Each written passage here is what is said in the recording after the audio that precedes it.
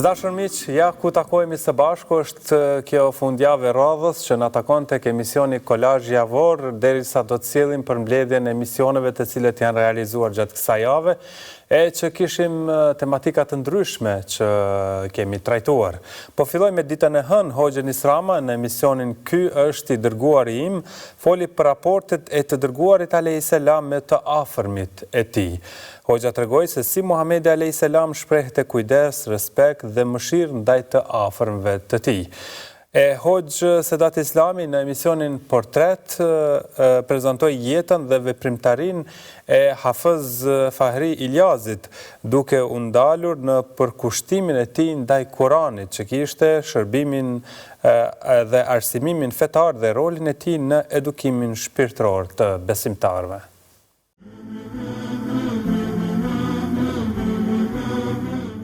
Pejgamberi sallallahu alaihi wasallam nuk ishte i panjohur në Mekë. Kishte aty familjen, kishte të afër, njëshin, kishte rënë aty. Dhe pejgamberi alayhi salatu wasalam fillimisht ishte i obliguar që të kujdeset për të afërmin. Sallallahu i tha wa andir ashiratak al-aqrabin. Theri, domthon fisin tënd të afër që ki. Dhe pejgamberi sa kështu filloi. Së pari therte njerëz të afërt të tij. Me ta pastaj e kumtoi thirrjen tek Qurayshët në përgjithësi.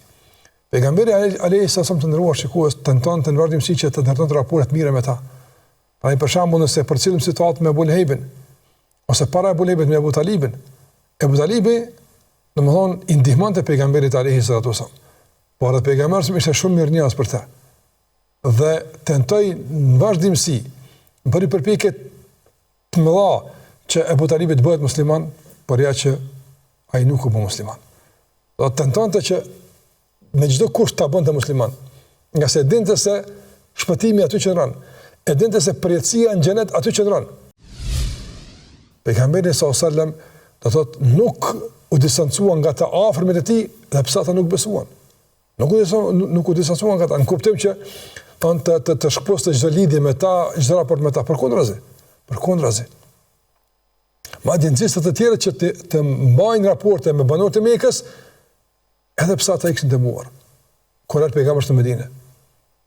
Omeri radhiyallahu ta'ala anhu përmend se ka dërguar një këmish vllaut vet në Mekë dhe pejgamberi sa më ia provoi. Dhuratë ka thënë. E ka pranuar pejgamberi sa këtë që të mani, domthon raport me ta. Gjithashtu Esma binti Khumeis radhiyallahu ta'ala anhu kishte një tjetër rast. Gjithashtu një tjetër grua nga banorët e Mekës që ishte shpërngulur në Medinë, nëna e saj ishte në Mekë, mbante raporte me ta. Çka ndodhi me Ibn Abbas? Ibn Abbas ishte i vogël në kohë të pejgamberit sa. Mirë po, të ndëruar shikues, u bën nga dietarët, pasi që rënë të afër pejgamberit, pejgamberi mund të afër mësonte dhe bënte lutje për ta. O Zot, mësoja kuptimin e Kuranit. O Zot, mësoja fen. Dhe Allahu xhallahu ala i mësoi. Ibn Abbas u bën nga njerëzit më të mirë të Kuranit në historinë e muslimanëve. Ka njerëz më të mirë, fjala e tij është realisht gati e patikalueshme në komentin e Kuranit. Kush është Ibn Abbas? Djali i Hoxhës pejgamberit sallallahu alaihi wasallam. E donte që të shquhen me fe, të shquhen me dije, të shquhen me kontribut. Shkon Aliun radhiyallahu ta'ala, djali i Hoxhës pejgamberit, djali i Abu Talibit. Fëmiu i parë që u bë musliman. I pari fëmijë që u bë musliman Abu Talibi. Nuk është e kaluar as moshën madhore kur u bë musliman radhiyallahu ta'ala anhu. E mban të afër pejgamberit. Çka do me Aliun? U bën nga dietarët, nga njohësit e fesë, nga urtakët e mëdhaj, nga heronjt e guximshmit e mëdhaj. Gjatë studimeve në Prizren, Fahri Efendiu ishte njëri prej studentëve më të zgjuar, më të talentuar, më të dalluar. Atësa ka ndodhur jo rrallë në mungesë të hoxhallarëve, ai të mbajë mësimet për nxënësit. Pra i ka zavendësuar myderrizët. Me përfundimin e studimeve, me sukses shembullor, përveç diplomës, ai fiton edhe titullin e nderuar dhe të çmuar Myderes. Këtë titull, si sot akademik, për ta fituar i është nështruar një provimi para një komisionit përbër nga 3 Myderes, të cilët kanë qenë Recep Efendiu nga Mitrovica, Ataullah Efendiu nga Shkupi dhe Nusret Galibi nga Prizreni. Fahri Efendiu ka dhënë një kontribut të gjithanshëm. Në programin arsimor të medreses, Hafez Fahri Efendiu, përveç lëndëve që ishin në të kaluarën, pra lëndë klasike, a i futi edhe lëndë të reja, si apologetiken, lëndën e Feraidit që ka të bëj me ndarjen e trashëgimis, filozofin islame të savufin, fiziken, lëndë cilën e ligjerante Beqir Efendi Baraku, i cili ka qenë edhe poet. Në vitin 1938, doli gjenerata e parë e të diplomuarve nga Hafez Fahri Efendiu. Dhe për këtë ngjarje nga Sarajeva erdhi një delegacion në krye me kryetarin Xhemaludin Çavushević dhe mysafir të shquar nga të gjitha trevat shqiptare. Qasja dhe vizioni i Fahri Efendiut flasin shumë për të dhe për personalitetin dhe dijen e tij. Kushdo që i lexon thënjet dhe porosit e tij, e kupton se sa vizionar i madh që ishte. Ai jo vetëm duke u nisur nga mësimet fetare, që parimisht urdhërojnë për dije, por edhe nga rrethanat dhe situata në për cilat po kalonim si popull, bën të thirrje për dije. Thoshte kësaj: ditunia është arma më e fortë kundër armikut. Pra, nëse ne duam që ta heqim qafe armikun, duhet të mësojmë shumë e më shumë. Mësimi dhe dituria janë më të rënda për një armik se pushka dhe topi. Dituria është kusht kyç për zhvillim. Pa dituri nuk mund të ecim tutje.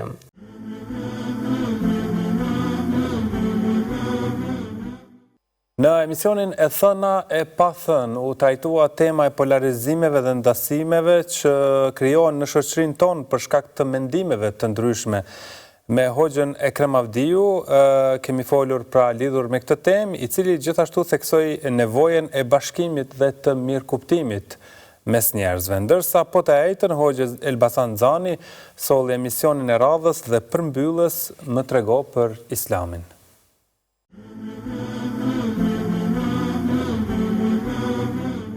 Nuk ka diçka të cilës Kurani i jep rëndësi më të madhe, cilën Kurani e nënvizon për shkak të seriozitetit që ka se sa namazin. Me vjetra, ndoshta 100 e mbrin ose e të i kalon. Për atë arsye po them me vjetra urdhra të drejtë për drejtë, plus edhe vjetra sqarime tjera për peshën edhe refleksionet e namazit. Andaj ekziston një debat që nuk është i panjoftun, pavarësisht qasjes të ndryshme. Nga njerë dikush ka qasje pak më fleksibile, dikush ka më strikte, më rigoroze, po nuk është i panjoftun debati, ka dhe bazë dorën zemër, që aji cili nuk falet, është musliman, as është musliman, a mund tjetë musliman, apo jo. Pra, neglizhencën ndaj namazit, derisa ekziston ky debat, në këtë nivel e kanë çuar dietarët. Kjo tregon që namazi është skajshmërisht i rëndësishëm. Kështu që nëse thot do të më u falë dhe e pranon se do të më u falë, atëherë pse s'po falesh? Po hajt se ka kohë, sahi, edhe ne e pranova, thash, edhe ne mund të ishim çështo duke thonë hajt se ka kohë, për shkak se ka ndonjë pengesë të cilën akoma nuk e kemi evituar. Mirë po, tash në këtë rast, atyne që thojnë hajtë se falem më vonë, na ju kemi borgjë me i bindë se hajde vlla nisja filla bashkë me neve dhe e sheh, kur tash kalujmë të jetima që e përmenda në fillim, me pa namazin prej jashtë, edhe me përjetu për i mbranda, është një dallim jashtëzakonisht i madh. Nuk muj me ta përshkru, dush me e provu, dush me e shiju. Edhe e sheh masandej edhe na kanë thonë, e themi edhe ne, po e thojnë edhe njerëzit pa çfarë jete çfarë jete pa kuptim pas ka qenë ajo, në atë pjesën që nuk jem falë për Zotin, nuk kam qenë i lidhur me Allahun, me namaz. Edhe ti thash prej fillimit të kohës drekës, deri në përfundim të kohës drekës, në atë hapësirën prej 3 ore gjysmëve, për shembull, kur dush me u falë, kur do që të falësh, namazin e ki në rregull. Edhe i kindim prej se të hynë, deri në kohët akşamit, juridikisht namazin e ki në rregull. E ki valid, mos them në rregull, por rreziku çka është? Rreziku është që nëse ti futesh në atë hapësirën e ngushtë të fundit të kohës, tash ti rrezikon me e falë namazin shpejt e shpejt, për shkak se nuk të premton koha me e falë me komoditet. Edhe ndodh ajo që ka paralajmëruar pejgamberi sallallahu alaihi wasallam, që thotë kur të afrohet perëndimi i diellit, ai ngritet edhe e fali kindin, thotë jen kuroha në kradik. Thotë e fal namazin me lëvizje të shpejta, sikur se xheli që i çukit kokrat e drithet, domethënë me lëvizje të shpejta. E ka shembullu këtë me namazin e hipokritit, namazin e munafikut. Ndërsa në anën tjetër, kur është pyet pejgamberi sallallahu alajhi wasallam se cilat janë veprat më të mira, në njërin prej tyre ka thonë es-salatu li waqtiha, namazi në kohën e vet. Këto ajete ose këto shenja që do të vinë në atë ditë, e të cilat janë të cekur në surën An'am në ajetin 158, janë për qëllim lindja e diellit nga perëndimi. Ashtu, siç thotë edhe Imam Taberiu, ky ajet lidhet me lindjen e diellit nga perëndimi. Dhe është i lidhur me shenjat e mëdha të Kiametit. Ai sqaron se pas shenjave të dukshme, besimi i njerëzve nuk do të pranohet pas daljes së diellit ose lindjes së diellit nga perëndimit, nëse ata nuk kanë besuar më herët. Gjithashtu, Ibn Kathiri përmend që ky ajet tregon momentin e lindjes së diellit nga perëndimi. Dhe se çdo person që e zë kjo pjesë, më nuk do t'i bëjnë dobi edhe nëse bën vepra të mira dhe Allahu Azza wa Jall e mbyll derën e pendimit. Kemi argumente të qarta nga suneti pejgamberit sallallahu alaihi wasallam se kjo shenjë do të ndodh para se të shkatërrohet kjo botë. Dhe argumenti i parë është argumenti që e cekëm në fillim të takimit tonë, ku thamë se pejgamberi sallallahu ka thënë se nuk do të ndodh kiameti pa ndodhur 10 ose pa ardhur 10 shenja. Dhe prej tyre të parafundit e përmendi lindjen e diellit nga perëndimi. Gjithashtu transmetohet nga Ebu Huraira radhiyallahu anhu se pejgamberi sallallahu alaihi wasallam ka thënë: Esri'u ila al-khayrati qabla an yakuna shatta tulu'u ash-shamsi min maghribiha. Tha shpejtoni në punë të mira para se të ndodhin disa prej ndodhive, prej tyre është tulu'u ash-shamsi min maghribiha, lindja e diellit pra nga perëndimi. Të gjitha të cilat e kemi thënë deri më tash, jemi munduar që të sqarojmë në mënyrë të hollësishme, në mënyrë që ta kuptoni qartë hadithin e Xhibrilit, në mënyrë që ta kuptoni qartë Islamin, të kuptoni qartë çështjet që ndërlidhen me imanin dhe kushtet e tij, të kuptoni qartë botkuptimin e ihsanit, të kuptoni qartë shenjat e Kiametit, andaj e lut Allahun subhanahu wa taala me emrat e tij të bukur dhe me cilësitë e tij të larta, që çdo gjë të cilën neve e kemi pasur të sakt në elaborimin ton, e lutim Allahun azza wa jall që të na shpërblej.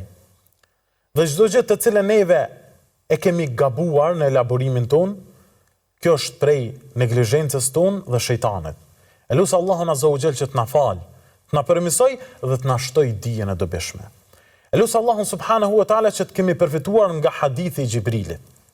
E lut Allahun azza wa jall që ta kuptoj mirë dhe drejt Islamin, imanin dhe çështjet e tjera të rëndësishme që ndërlidhen me këtë fe.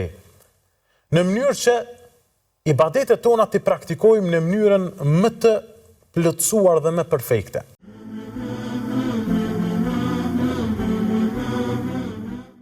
Në emisionin Këndi i diskutimit u trajtua tema martesa në sprovë, si e parandalon Islami ndarjen me Hoxh Rasim Haxhin.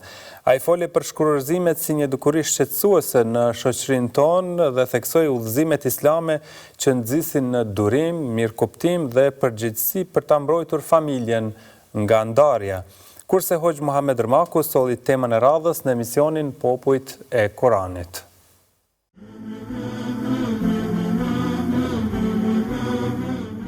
Njerëzit duhet me kuptu realitetin e martesës edhe kontaktit mes njerëzve. Nuk ka mundësi me jetu me një njeri gjatë, pa pas ndoshta edhe momentet sikletshme, pa pas nga njëherë edhe kundërthonje, pa pas nga njëherë keshkuptime. Këtu janë normale, domethënë ndodhin me njerëzit e shtëpisë, ndodhin me njerëzit e afërt, me shoqërinë, me vëllezërit, me prind, ndodhin këtu. Mirë, a do të thotë që çdo mosmarrëveshje, çdo problem mu shkput pastaj lidhja? Domethënë unë edhe vëllaim, prej nane, prej babe që jemi, i kemi ndru disa llafe jo të mira, kemi përjetu një situatë sikletshme, ose ma ka shkaktu një siklet ai mu, edhe ma këto përfundon gjithçka. A është kjo normale? S'është normale. Andaj këtë koncept duhet me bart në çdo lidhje mes njerëzve që është në këtë botë. Qoftë lidhja martësore, qoftë shitblerjet, qoftë kontratat e ndryshme, qoftë të ortakritë e ndryshme që bëhet biznesi sot përmes tyre, duhet me pas parasysh këtë koncept. Ai punëtori që punon ose punëtoria që punon dikun, ata marrëmendja që krejt karrierën e punës e kalon pa probleme edhe pa fjalosje me kolegët e punës ose me shefin ose me drejtorin. Mirë. Atëherë nëse do të duhet dorëzohej në pengesën e parë, i thot drejtorit mirë, neve s'na ecë mohabeti, nuk shkohet kështu dhe po e la punën. Ose për shkak të kolegëve unë nuk muj me vazhdo punën. A e thot këto? Jo, se thot pse? Sepse është rroga, janë ato të mirat materiale që i pret njeriu, edhe është përgatit që unë po sakrifikoj për të. Mirë, tash në rastin, nëse e krahasojmë tash me jetën bashkëshortore, nëse po i bartim gjitha ato siklete që na i shkaktojnë kolegët e punës, ose pjesëtarët e familjes, ose farefisi, edhe prapë po i vazhdojmë lidhjet me ta. Për shkak të një interesi të kapshëm, të prekshëm, që është rroga ose diçka tjetër. Mirë, a duhet me qenë tash një rrogë mujore, më e madhe të na, edhe më e rëndësishme, se sa një jetë bashkëshortore? Valla unë me shefin nuk kaloj mirë, për shembull, thot, mirë po duhet me vazhdu patjetër sepse që aty e kam rrogën, që aty e kam bukën. Mirë, knina e ki jetën. Me gruan, burri me gruan ose gruaja me burrin, është jetë. Pika e parë, mundohuni me i zgjedh problemet vetë. Pa e impliku askënd në problemet e juve. Nëse s'mundeni, atëherë gjeni dikant i cili ju ndihmon. A më ju ndihmon, është i sinqert, është serioz edhe den më ju qas problemeve. Pika e tretë, mos e fut një gjithkan në probleme. Nga njerë dhe print e tu mos i fut gruas me hanë. Pse se ajo ndjenja edhe mshuris, edhe mshirës për vajzën e tyre, ndodh nga njerë që ata tu dosht me rregullu, tu dosht me mbrojt vajzën e tyre, me i rënu raportet mes burrit edhe gruas, mes dhënave tyne edhe vajzës tyne. Edhe kjo ka ndodh. Domon ka ndodhur, kemi dëgjuar raste kur disa prej burrave që i kanë shkurrizu gratë tyne thotë nona dhe baba, na u përziqin shumë shpejt. Pra nga dhe mshuria mund të ndikojë negativisht. Mund ndikojë. E kështu që mos e përzini askënd që mundet me ja u prish raportet ose me ja u ranu situatën edhe gjendjen edhe më tepër, edhe nëse janë të afërt, edhe nëse ja u dojnë të mirën përderisa nuk dinë qysh më ju qas probleme. Dine pika e 4, nëse s'gaboj, pika e 4 dine që nuk ka jetë pa probleme. Pika e 5, nuk ka problem që s'ka zgjidhje.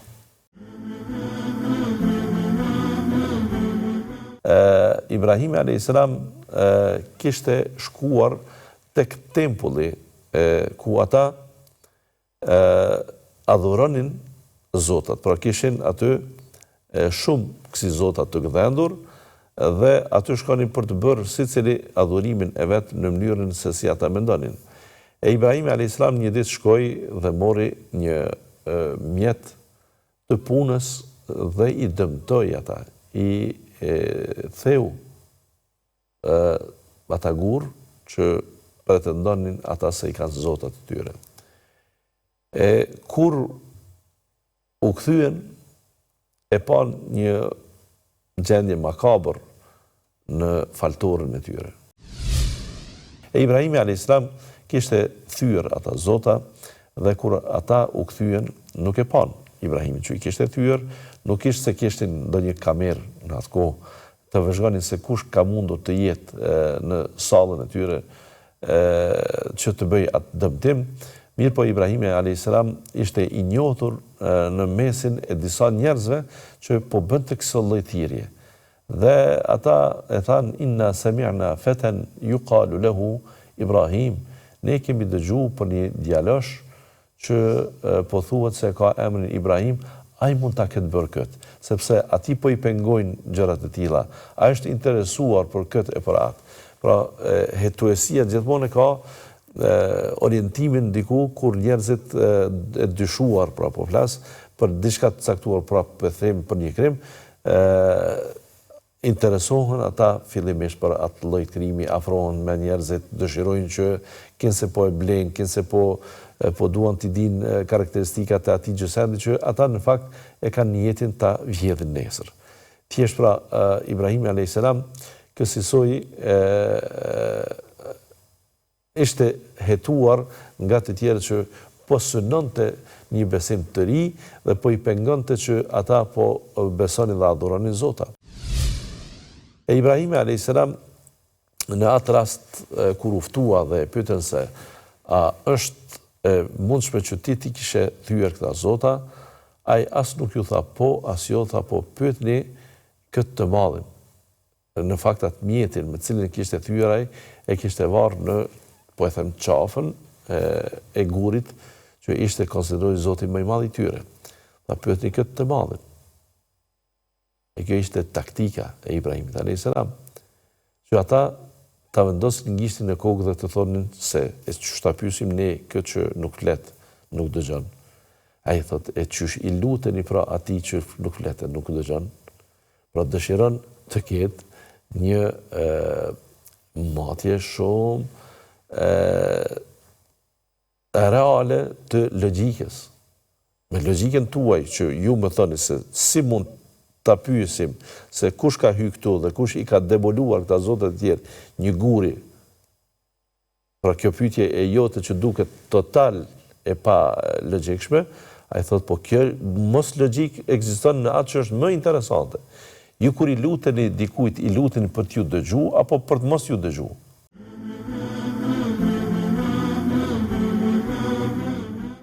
Vijojmë me dy përmbledhje të tjera. Në emisionin Konteksti kohor me Hoxhën Blerim Musliu u fol për mendësinë që na duhet sot, duke theksuar rëndësinë e përgjegjësisë, vizionit dhe vlerave të shëndosha për ta udhëhequr zhvillimin e shoqërisë.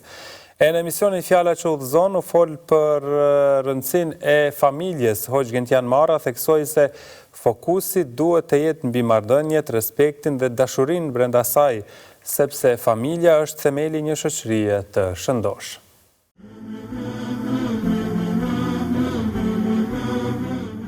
Kur njeriu dhe njerëzimi do të ishte unik në përcaktimin e këtij burimi, se burimi i përcaktimit të mirës e të keqes është Allahu subhanahu wa taala, ai do të ishte shumë e lehtë pastaj që ta kuptonte se nga po rreshtohet edhe nga po anon. Por në mungesën e kthimit të kjo referencë dhe të kjo bazë në përcaktimin e të mirës së të keqes, pastaj e kanë marrë të drejtën çdo kush që të jap definicione, të jap mendime, të jap verdikte finale se çka është e mira dhe çka është e keqja. E pastaj ato devijime të shumta shpeshherë ndodhin bazë kësaj, sepse shumë njerëz madje lodhen, mundohen, përpjeken për punë të caktuara që realisht ato janë shumë të këqija. Ai mendon se po bën të mirë. Për të arsye Allahu subhanahu wa taala nga fundi surës Kehf thot kul hal unabbiukum bil akhsarina amala, a doni t'ju tregoj kush janë ata që kanë humbur më shumë ti? Kush janë ata që kanë humbur më shumë ti Zoti i Madh? Allahu subhanahu wa taala na tregon se ata kanë punuar, janë përpjek. Ama mundi ju ka shku hoq për shkak se ata nuk kanë punuar në bazë të përcaktimit të mirës së asaj që Zoti ka thënë. E mira dhe e keqja nuk janë për shkak të kohëve. Mund të themi që koha është ajo, koha është e njëjta. Dilli është i njëjti, hëna është e njëjta, orët janë të njëjta, lëvizja është e njëjtë, por njerëzit që jetojnë në kohë të caktuar mund ta ngritin nivelin pozitiv e të edukatës morale, cilës besimit e kështu me radhë, njerëzit të jenë të tillë dhe kundërta. Për të arsye, për shembull, ka pas për dietarëve të cilët janë rrit me gjendje caktuar, ka qenë e njohur ajo punë e caktuar, saqë kanë thonë këtij edhe me i thonë gënje ka thonë ky s'di me gënjy. Ajo ka qenë e njohur. Andaj edukata caktuara, çështje caktuara, veprime caktuara i përcakton masa edhe rrethi edhe ambienti ku njeriu jeton. Mendësia që duhet me pas njeriu e mendësia që neve na nevojitet. Na duhet këtë mendësi është kuptimi i rolit ton. Kush jemi ne? Nga kemi ardhur? Pse kemi ardhur? Cili është roli jon këtu dhe ku do të shkojmë? Kush na ka kriju dhe kush është përgjegjës për kush është ai i cili na mban, na furnizon e kështu me radhë dhe cila është përgjegjësia jon karshi veprave dhe punëve tona. Ky grumbull i pikpyetjeve. Ky grumbull i pikpyetjeve është ai i cili ja përcakton njeriu qartë kush është njeriu. Kush jemi ne? Dhe pa kuptuar ne kush jemi ne, na nuk mund ta ndrojmë mendsinë. Se në momentin që ne e mbivlerësojmë veten tonë, ne japim vetes tonë aftësi dhe kompetenca më shumë se sa kemi realisht. Ne dalim nga të qenërit rob i Zotit. Dhe në momentin që del nga ose përpjekesh që të del nga ai rrethi ku Allah subhanahu wa taala ne ka përcaktuar pozicionet tona, ne kemi bërë kaos. Profeti alayhi salatu wassalam e shëmbëllon kënduesin e Kur'anit, ato i cili e frekuenton Kur'anin famlar në këndim, deri dhe rujna Zot, domethënë deri dhe munafikun. Thot munafiku i cili e këndon Kur'anin dhe ai që nuk e këndon Kur'anin, pra është si shembulli i Selfionit, Borzilokut, i cili për nga e ra Romën e ka të mirë, sepse ka frekuentuar diçka të mirë, por shijen e ka të hidhur. Ndërsa besimtari është komplet tjetër. Besimtari është erë dhe shije, që e ka krahasuar, domethënë me një lloj fruti el utrujhe, që i ngjason, është familja e qitros për shkak, që ka edhe aromën e ka të mirë, por e ka në të njëjtën kohë, domethënë e ka dhe shijen e mirë. Pra e gjitha kjo me çfarë u arrit? Nëpërmjet përdorimit të saktë të gjuhës. Martesa lidhet me fjalë. Pra me kërkesë, me miratim dhe me miratim të miratimit të këtyre dyve, që është përgjegjësi i vajzës dhe vajza vet. Lidhet me fjalë. Me çfarë zgjidhet martesa? Zgjidhet sërish me fjalë. Ndaj, nuk ka në martesë lojra dhe shaka. Nuk mund t'i thuash bashkëshortes, domethënë se jemi bërë si vlla e motër, një term shumë i turpshëm që është përdorur në xahiliet para ardhes së Islamit, por Islami e shohi një diçka të tillë. Nuk mund t'ia thuash diçka të tillë. Nuk mund t'i thuash ruaj na Zot. Ti thuash domethënë bashkëshortes o mami i fëmijëve, po jo o mami. Më shbërë si nëna ime, siç ndodhi në kohën e profetit alayhi salatu wasalam. Pra kërkohet një seriozitet. Pra tre gjëra, shakaja dhe seriozitetin të janë të njëjta. Profeti alayhi salatu wasalam kur flet për besimtarin, thot: besimtari i mirë është ai i cili jeton me njerëzit, duron dëmet që ata i shkaktojnë dhe duron ndoshta edhe shqetësimet që ata i shkaktojnë atij. Pra, për nga natyra, çfarë që nga besimtari nuk mund të thojë në shoqëri që të shmëduhet mua. Ne kemi një familje të ngushtë për të zgjeruar në një familje të madhe. Familja e ngushtë është pikërisht ajo që ndoshta ti mund të jetosh brenda 4 mureve, ku përgjegjësia për ta është e pashmangshme. Por ne kemi një familje të madhe që është shoqëria, njerëzia e gjithë shoqëria. Ndaj besimtari edukohet në këtë familjen e vogël për të dalë në familjen e madhe. Pra ne nuk kemi standarde, domethënë që shiko se në familjen time jam njeri i mirë, ndërsa, pra nuk mund quhet i mirë ai person i cili, domethënë ti thuash familjar, ai i cili i merr shpirtin tjetrit se t'i japi jetë kujt, fëmijëve të tij. Si mund quhet domethënë familjar ky person? Si mund quhet njeri i ndershëm ky?